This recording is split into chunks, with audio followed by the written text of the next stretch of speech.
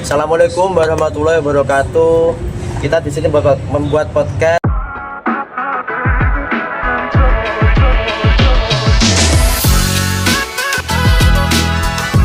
Selamat menonton Pak Nizar, selamat menonton Pak Trenda, serta teman-teman seluruh UNESA. Jikalau ingin menonton video kami perihal menekuni bagaimana kita melakukan observasi ke PT UN.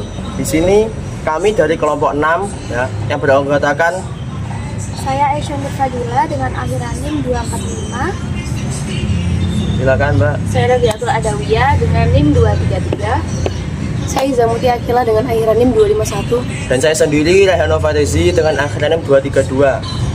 Di sini kami akan mengangkat sebuah kasus, akan menjelaskan sebuah kasus yakni sengketa administrasi perihal keabsahan surat putusan mutasi di Kota Lamongan, khususnya di Desa Mekanderejo, Kelurahan Kalangan. Di sini mungkin saya awali ya perihal menjelaskan kenapa kasus ini bisa ada. Di kasus ini yakni penggugat dengan nama Bapak Mas Duki. Dia adalah kepala dusun yang sudah bertugas selama kurang lebih 13 tahun. Nah, selama bertugas ini Pak Mas Duki tidak melakukan hal-hal yang sepantasnya dilakukan oleh seorang pemimpin, yakni mengayomi masyarakat, yakni datang kepada masyarakat yang membutuhkan, melakukan tugas seperti halnya kepala dusun.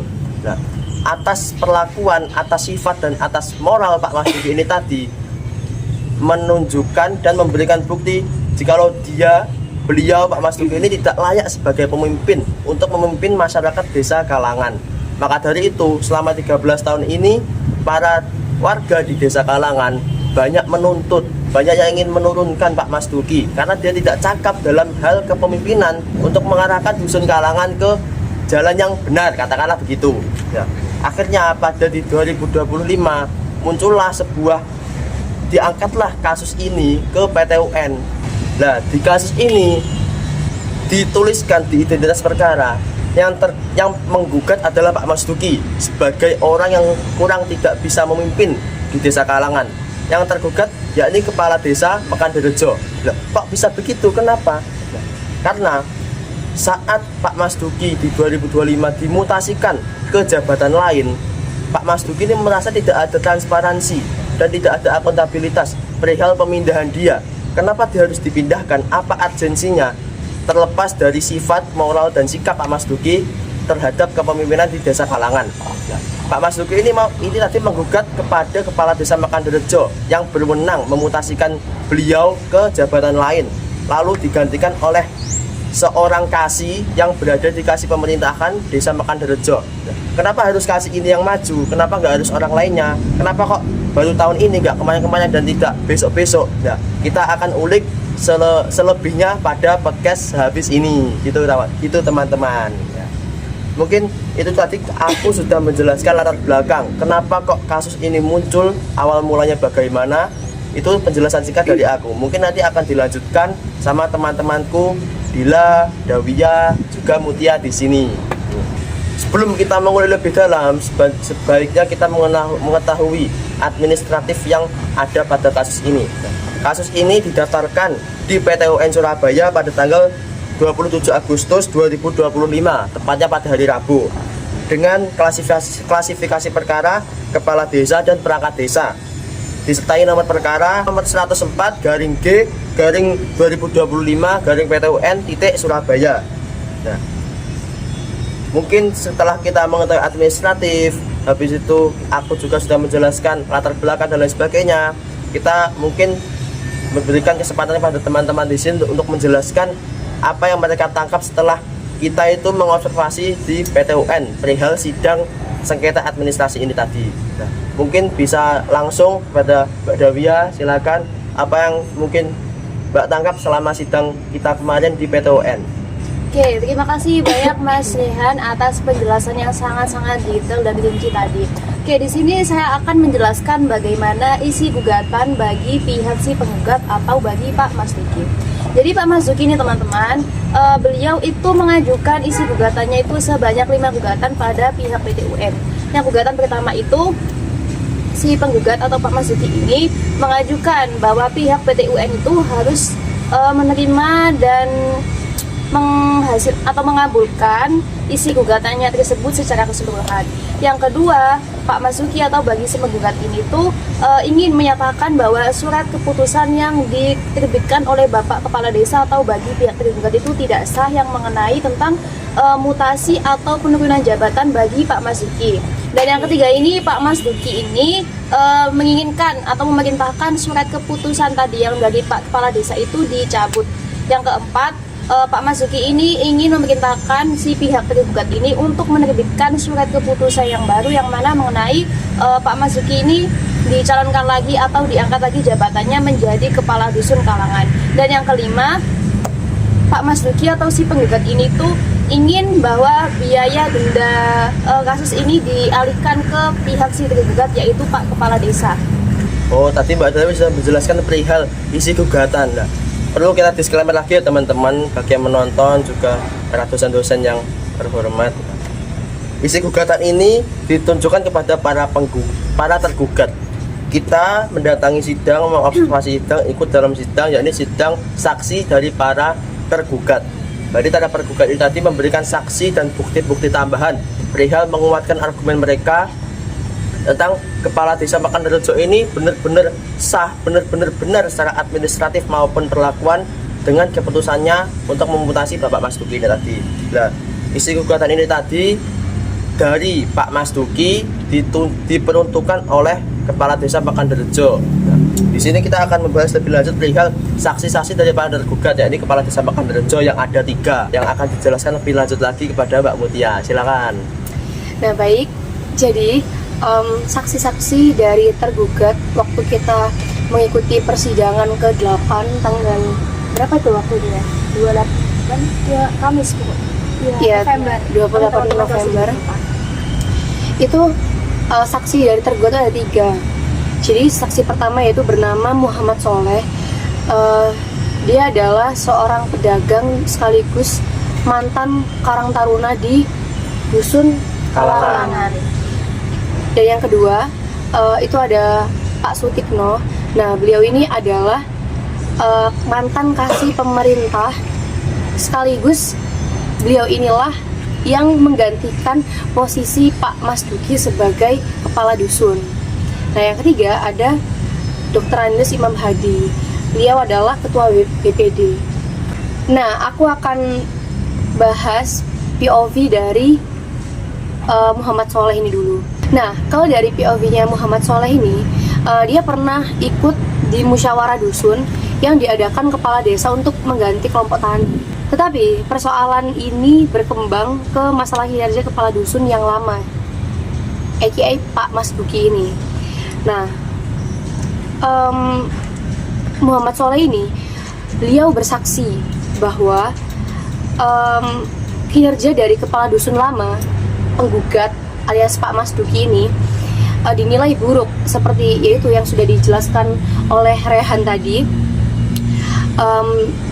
Masyarakat itu sudah kehilangan peran dari seorang kepala dusun, lalu tidak terlihat bekerja, tidak ada perbaikan sejak 2013. Jadi Pak Mas Duki ini menjabat selama 13 tahun. 13 tahun ini dari Muhammad Soleh mewakili warga itu melihat kalau Pak Mas Duki ini nggak ada kerjanya begitu.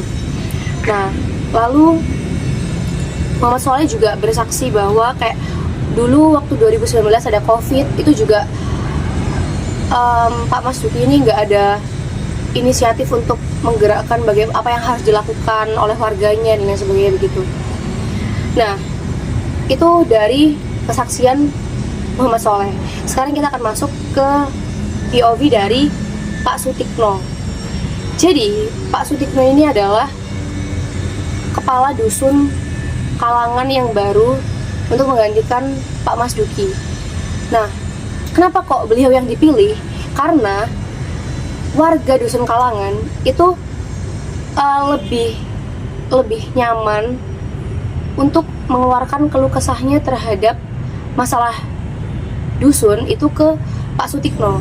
Jadi yang harusnya kan kalau masyarakat desa kalau ada masalah itu kan kita mengadunya kan ke kepala dusun. Nah ini enggak, masyarakat dusun Kalangan itu mengadunya itu ke Pak Sutikno ini. Oh, berarti lebih dipercaya gitu ya? Iya, jadi warga dusun Kalangan itu lebih mempercayai Pak Sutikno daripada Pak Mas Duki.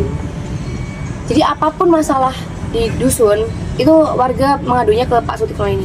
Nah, lalu semua keluhan yang disampaikan warga ke Pak Sutikno ini, beliau menyampaikan lagi ke Kades dan diteruskan lagi ke camat yang berujung pada pembahasan permutasian Pak Mas Duki, begitu. Nah, waktu di persidangan kemarin aku juga nyimak kalau Pak Sutikno ini, beliau itu pernah diamanahi untuk melakukan pemungutan pajak, ya nggak sih? Pengambilan pajak. Oh ya, pengambilan pajak warga gitu. Nah, kenapa kok Pak Sutikno itu kembali lagi? Warga kalau yang nagih pajak itu Pak Mas Duki, warga itu kayak nggak mau, kayak nggak terima gitu. Kayak kurang percaya gitu ya. Iya. Sedangkan kalau Pak Sutikno yang nagihin pajak gitu, masyarakat mau. Oke itu. Dan apa nih Sobat Asyur itu? Nah, oke. Nah, jadi pada intinya Pak Sutikno ini, beliau itu yang menghandle tugas yang seharusnya dilakukan Pak Mas Duki sebagai kepala dusun gitu. Jadi harusnya semua tugas ini tuh dilakukan oleh Pak Mas Duki sebagai kepala dusun, tapi itu semua dihandle sama Pak Sutikno begitu. Nah, sekarang kita akan masuk ke argumentasi dari Pak Dr. Andes Imam Hadi. Nah, kalau dari POV-nya Pak Imam Hadi ini, beliau mendapatkan laporan dari masyarakat pada Juli 2025 terkait Pak Mas Duki, di mana masyarakat itu tuh kayak nggak terima kalau Pak Mas Duki ini mengelola tanah bengkok setelah beliau memenangkan gugatan pertama pada tahun 2014. Oh, berarti sebelum kasus ini sudah pernah digugat? Iya, sudah pernah dan waktu itu Pak Mas Duki yang menang. Oh, berarti emang sekuat itu Pak Mas Duki. Oke guys, aku menegaskan ulang kembali ya bahwa sidang yang kita ikuti kemarin di PT UN itu adalah sidang yang kedua. Yang mana sidang pertama itu diajukan oleh Pak Pasuki, yaitu sebagai pihak penggugat, sama ya teman-teman ya. Jadi yang pada sidang pertama itu yang menggugat itu Pak Masuki. Dan sidang yang kedua yang kita ikuti kemarin itu juga sama dari Pak Masuki sebagai penggugat. Seperti itu teman-teman ya, jelas ya teman-teman ya. Ya mungkin yang dimaksud Batawa tadi ini sidang pertama, yakni sidang yang mana tuh milik forumnya, milik oleh penggugat. Jadi betul. para yang didatangkan di situ dari para penggugat, yakni dari para ante-ante Pak Mas Duki, entah itu saksinya atau bukti-bukti yang dilampirkan. Lalu sidang yang kami ikuti kemarin itu milik forum, yakni tergugat, yang mana yang merasa dirugikan oleh Pak Mas Duki tadi, ya kayak perihal penunjukan saksi-saksi, lalu penunjukan bukti-bukti dari para tergugat, yakni Kepala Desa Mekanrejo. Mungkin itu. Baik, sekedar informasi, jadi sekitar tahun 2025 pada bulan antara Mei Juni itu warga dusun Kalangan itu dengar-dengar mau demo. Nah, BPD itu mendengar kabar itu sehingga BPD mengadakan rapat untuk mencegah demo. Dan keputusan terbesar pada rapat itu hasilnya adalah pemutasian Pak Mas Duki. Nah, di rapat itu Pak Imam Hadi beliau menjadi juru bicara pada saat musyawarah dusun. Nah, di rapat itu Pak Mas Duki hadir dan beliau meminta maaf atas semua keluhan masyarakat yang sudah dia dengar. Tapi Pak Mas Duki di sana masih ingin tetap menjadi kepala dusun. Nah, dari ketua BPD itu tidak ada rekomendasi karena ketua BPD pun juga mengakui bahwa Pak Mas Duki selama ini juga tidak kelihatan tanda kutip bekerja seperti itu. Mas Duki tadi mungkin dia mengambil kata dalam kesempatan kedua, Iya. Iya, Mungkin kalian bisa memberikan aku kesempatan kedua kalinya gitu. Betul. Iya, Oh, Tapi Mungkin mungkin kasarannya masyarakatnya seperti itu. Masyarakat itu mungkin masih belum menerima ya tentang jabatan Pak Masuki itu. Tapi Pak Masuki itu masih ngeyel kayak sebisa mungkin aku harus mempertahankan jabatanku seperti itu. tapi emang sih kalau dia mempunyai sikap seperti itu, sifat seperti itu dan moral juga seperti itu, harusnya dia sadar diri gak sih? Dia Iya, tuh gak makanya. pantas sebagai pemimpin, masih banyak orang-orang yang lain pantas menduduki jabatannya. Saya kan mau minta kesempatan kedua pun beliau sudah menjabat 13 tahun. Iya. 13 tahun itu lama loh. Iya. Nah, jadi ya itu dia dan akhirnya pelantikan kepala dusun pun terjadi dan pelantikan kepala dusun ini itu dilakukan oleh kepala desa dan Pak Mas Duki itu tidak hadir waktu pelantikan kepala dusun baru itu. Alasannya karena tidak tahu begitu. Itu sih. Dia kayak lari dia- gitu ya pasti akhir-akhir gitu. Mungkin sih kecewa ya atau merasa tidak terima. Nggak tahu kita. Iya, jadi kemungkinannya antara memang dia nggak tahu beneran. Tapi nggak mungkin nggak sih, soalnya kan itu pasti pengumuman seluruh desa kan, pelantikan kepala dusun itu. Ya mungkin bisa aja sih karena Pak Masuki ini tadi dibenci oleh seluruh Iya.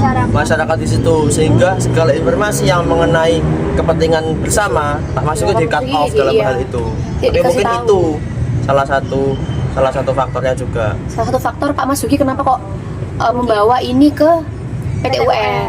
Tapi ini hanya sebagai dugaan kita aja teman-teman Iya. ya, karena data yang kita peroleh pas sidang itu belum valid mengenai tentang alasan mengapa Pak Masuki ini tidak mengikuti pelantikan kepala dusun yang baru yaitu Pak Sutikno. Jadi ini mungkin hanya sebagai apa ya, kayak Perspektif kita kita, aja, Iya, seperti pandangan itu. kita. Tapi masih belum valid kemungkinan. Oh tadi ini Mbak Mutia menjelaskan perihal saksi-saksi daripada tergugat, Iya. yang mana 3 saksi ini tadi adalah orang-orang penting yang juga menjabat di desa tersebut. Yang pertama ya Pak Muhammad Soleh ya.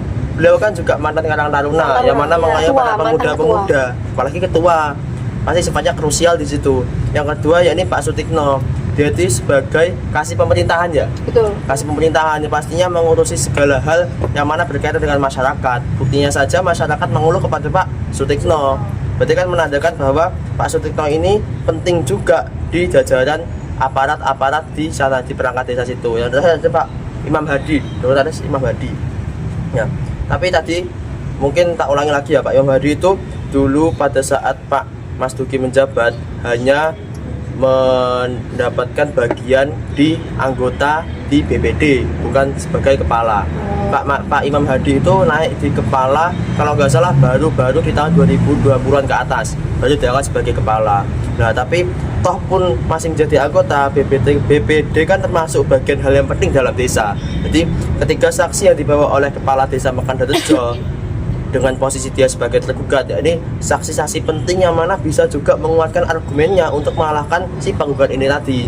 Nah, ini jadi 3 orang ini tadi juga cukup berpengaruh yang mana bisa membuat argumen-argumen ini terbantahkan gitu. Jadi perihal 3 saksi ini tadi. Mungkin kita bisa lanjut selanjutnya. Saksi sudah, latar belakang sudah, identitas administrasi perkara sudah, yang terakhir yakni analisis perkara ya. Iya, betul. Mungkin bisa diteruskan oleh Mbak Dila. Jadi setelah kita mendengarkan keterangan dari para saksi, selanjutnya kita akan membahas analisis kasus. Nah, pertanyaannya apakah SK kepala desa ini sah?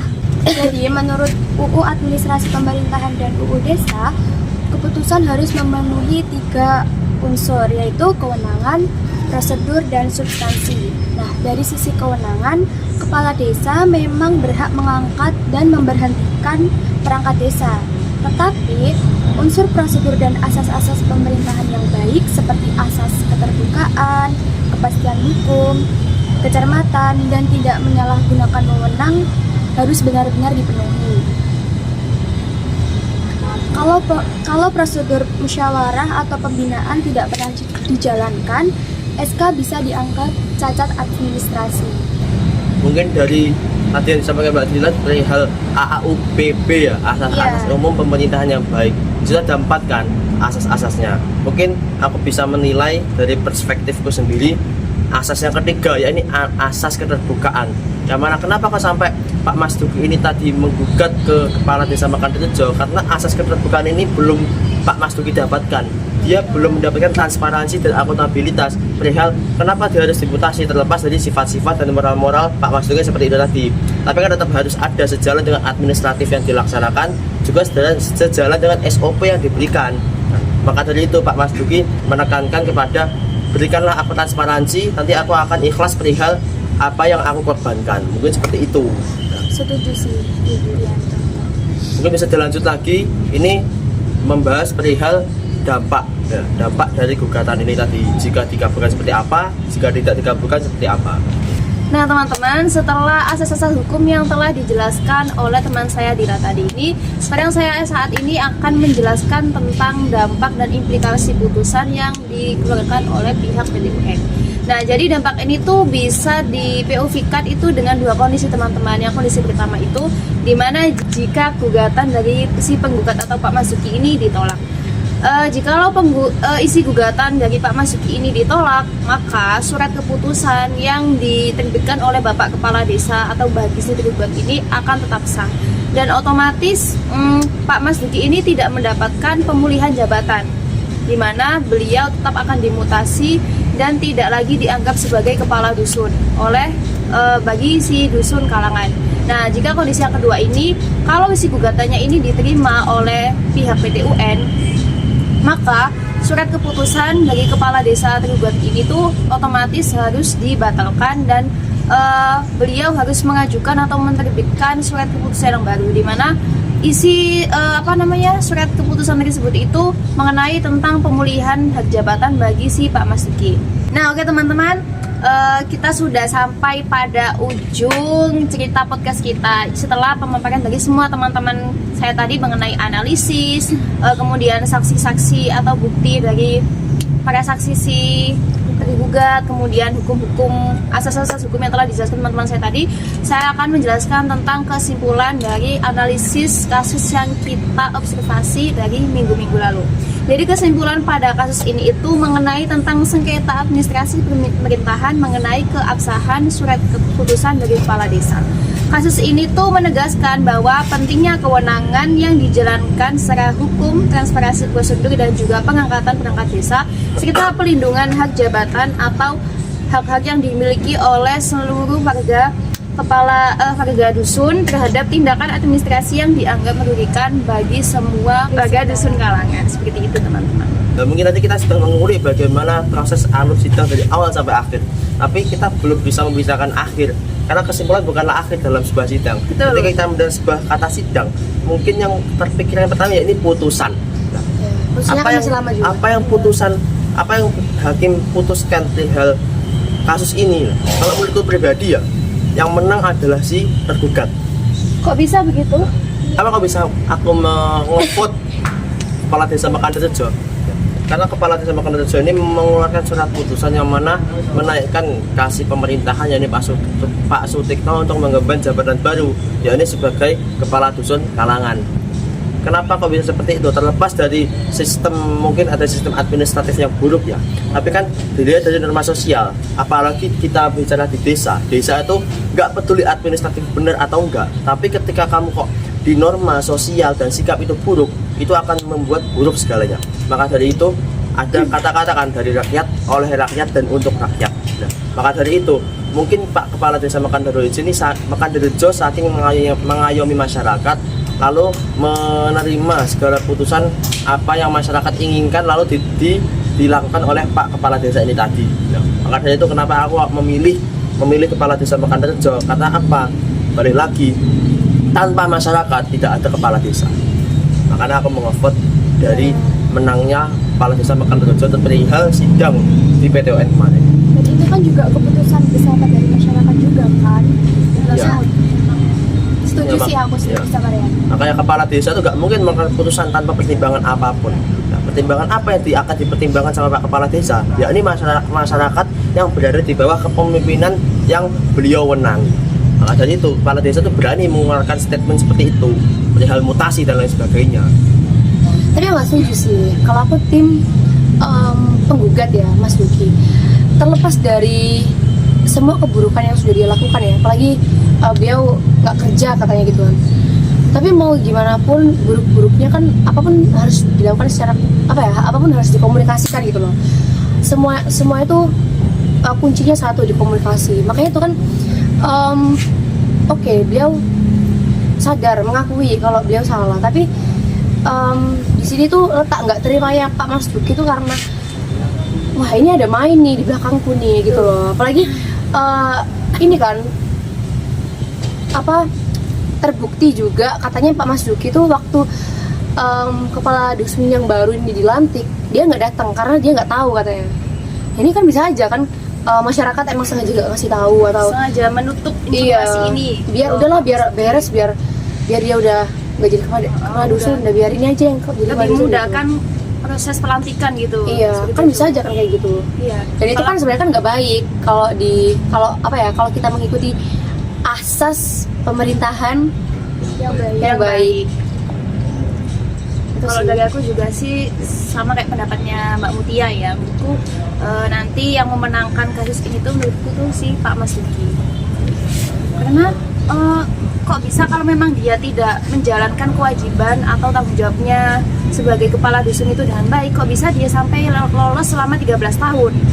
Kalau Nah, memang itu. pun dia tidak menjalankan kewajiban itu dengan baik, menurutku sih mungkin setahun 2 tahun itu udah kelihatan banget. Apalagi menurutku desa Kalangan, dusun Kalangan itu menurutku dusun yang kecil banget ya, jadi itu nggak terlalu luas, penduduknya juga nggak terlalu banyak. Dan jikalau memang beliau ini melakukan suatu kesalahan yang fatal ataupun kayak beberapa event-event desa dusun yang tidak diproses dengan baik, itu pasti akan kelihatan langsung dengan masyarakat. Dan mengapa kok bisa sampai lolos selama 13 tahun ini, kan mungkin itu bisa menjadi tanda tanya ya. Iya.